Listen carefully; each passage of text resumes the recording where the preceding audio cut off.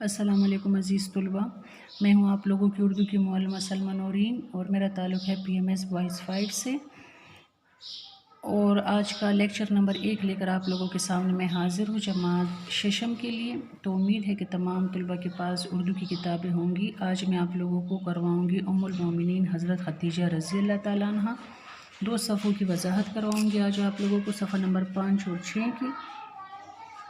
تو امید ہے کہ تمام بچوں کے پاس کتابیں موجود ہوں گی۔ اس چیپٹر کو ہم کریں گے 2 حصوں پر ڈیوائڈ، صحیح ہے۔ پہلے حصے میں آپ لوگوں کو کیا کرواؤں گی، صفحہ نمبر 5 اور 6 کی وضاحت کرواؤں گی انشاءاللہ، اور اگلے لیکچر میں آپ لوگوں کو کرواؤں گی 7، 8 اور 9 صفحے کی وضاحت۔ تو آج کا لیکچر ہم اپنا شروع کرتے ہیں۔ تمام طلباء اپنی کتابیں سامنے رکھ لیں اور غور سے سنیں۔ یہ ہے آپ لوگوں کی اردو کی کتاب برائے جماعت ششم کے لیے، تو یہ والی کتابیں اپنے سامنے رکھ لیں اور لیکچر نمبر 1 جو ہے تو وہ غور سے سنیں۔ چلیں یہاں سے شروع کرتے ہیں۔ حضرت خدیجہ رضی اللہ تعالیٰ عنہ مکہ کی امیر ترین خاتون تھی۔ امیر ترین یعنی بہت دولت مند۔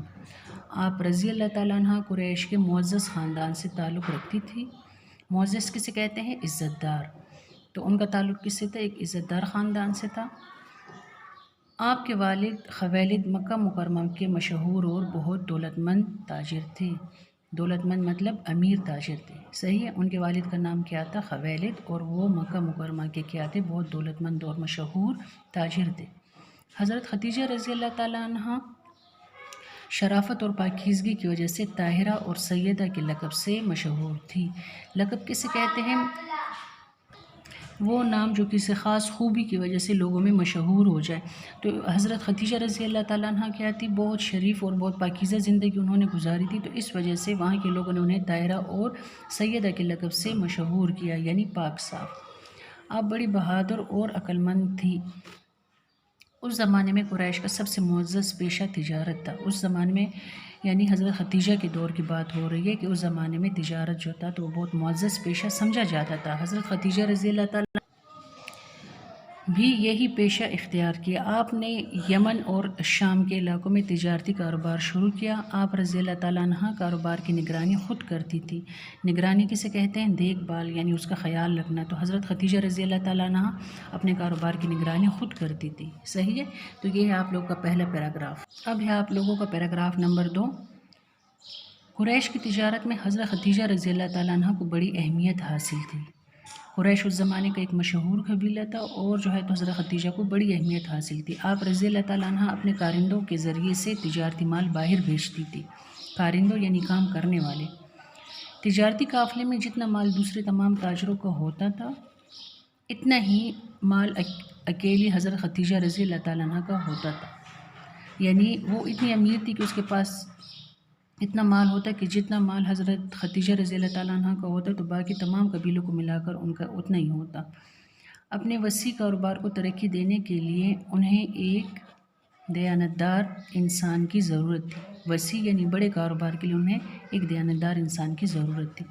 انہیں معلوم تھا کہ مکہ کے لوگ رسول پاک صلی اللہ علیہ وآلہ وسلم کو امین اور صادق کے لقب سے یاد کرتے ہیں۔ امین یعنی امانت دار، اور صادق مطلب سچ بولنے والا، اور لقب وہی کسی خاص خوبی کی وجہ سے کوئی نام پڑ جانا۔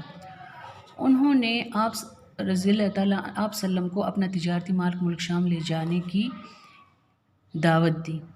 آپ صلی اللہ علیہ وآلہ وسلم نے اپنے چچا حضرت ابو طالب کے مشورے سے رضامندی ظاہر کی اور ایک معاہدہ ہو گئے، یعنی ایک ان کے آپس میں ایک معاہدہ یعنی ایک وعدہ، یا ان کے درمیان جو ہے تو ایک معاہدے پر جو ہے تو وہ دستخط ہو گئے، اور انہوں نے اس پر جو ہے تو رضامندی ظاہر کی۔ رسول پاک صلی اللہ علیہ وآلہ وسلم جب حضرت خدیجہ رضی اللہ تعالیٰ عنہ کا تجارتی مال لے کر ملک شام روانہ ہوئے تو حضرت خدیجہ رضی اللہ تعالیٰ عنہ کا غلام میسرہ بھی آپ وسلم کے ساتھ تھا۔ میسرہ کس کا غلام تھا؟ حضرت خدیجہ رضی اللہ تعالیٰ عنہ۔ تو انہوں نے اپنا مال کس کے حوالے کیا؟ حضور صلی اللہ علیہ وآلہ وسلم کے حوالے کیا، اور حضور صلی اللہ علیہ وآلہ وسلم کے ساتھ جو ہے تو حضرت خدیجہ رضی اللہ تعالیٰ عنہ کا غلام بھی روانہ ہو گیا۔ سفر کے دوران وہ آپ صلی اللہ علیہ وآلہ وسلم کے اعلیٰ اخلاق سے بہت متاثر ہوا اور تجارت کے معاملات میں آپ صلی اللہ علیہ وآلہ وسلم کی سچائی اور دیانتداری سے آپ صلی اللہ علیہ وآلہ وسلم کا گرویدہ ہو گئے۔ گرویدہ یعنی عاشق، پسند کرنے لگا انہیں۔ اس تجارتی مال میں رسول پاک صلی اللہ علیہ وآلہ وسلم کو نمایاں کامیابی ہوئی اور بہت منافع ہوا۔ منافع ہوا مطلب نفع ہوا۔ حضرت خدیجہ رضی اللہ تعالیٰ عنہ کو اس سے قبل تجارت میں، قبل مطلب پہلے، تجارت میں اتنا نفع کبھی نہیں ہوا تھا۔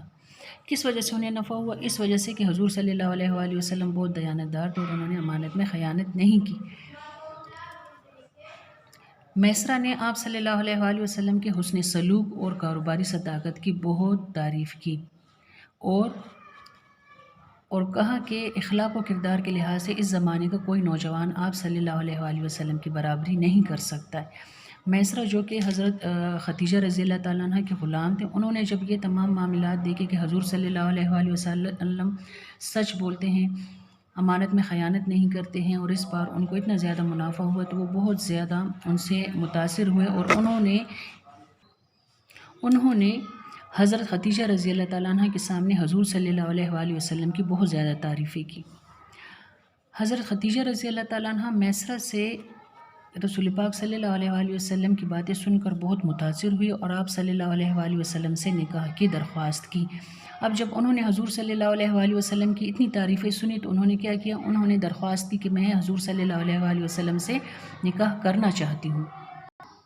آپ صلی اللہ علیہ وآلہ وسلم نے اپنے بزرگ چچا حضرت ابو طالب سے مشورہ کیا۔ انہوں نے حضرت خدیجہ رضی اللہ تعالیٰ عنہ کی شرافت اور پاکیزگی کو مد نظر مطلب سامنے رکھتے ہوئے اجازت دے دی۔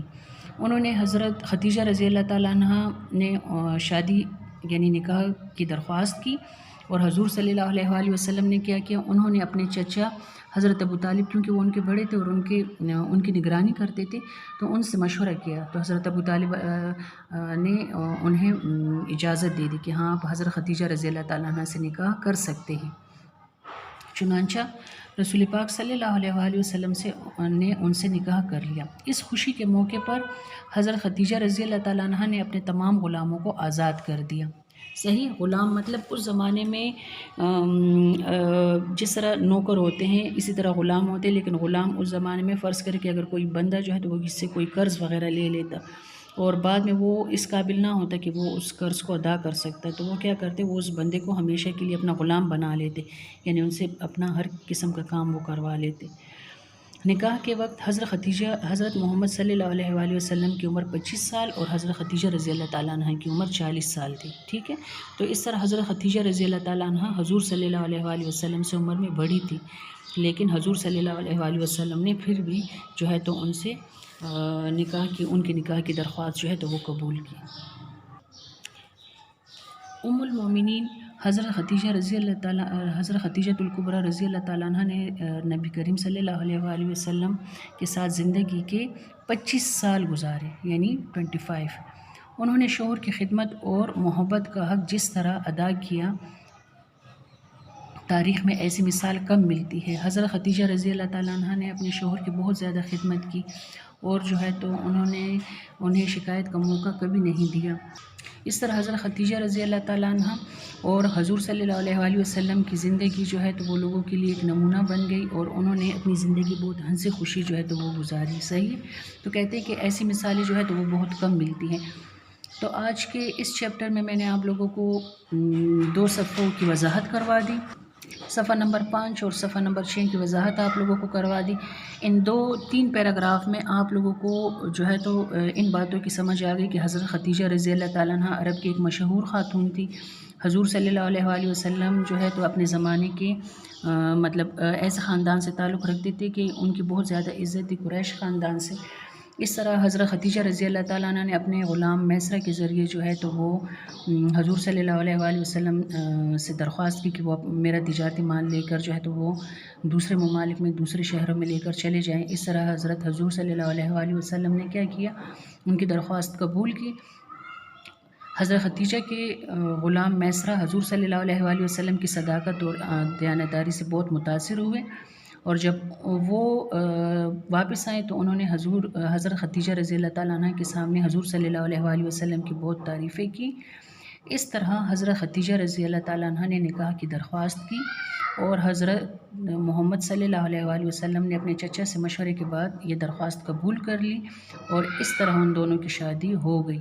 تو تقریباً اس ٹائم حضور صلی اللہ علیہ وآلہ وسلم کی عمر 25 برس اور حضرت خدیجہ رضی اللہ تعالیٰ عنہ کی عمر 40 برس تھی، اور اس طرح حضرت خدیجہ رضی اللہ تعالیٰ عنہ اور حضور صلی اللہ علیہ وآلہ وسلم کی شادی ہو گئی۔ تو یہ ہے آپ لوگوں کا لیکچر نمبر 1۔ انشاءاللہ